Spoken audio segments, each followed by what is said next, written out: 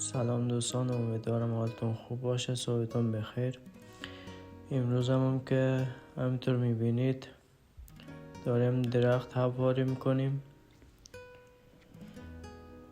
قرار 40-50 تا درخت حفاری کنیم که اینا رو جمعه یا دوشنبه قرار بیاد ببره دیگه.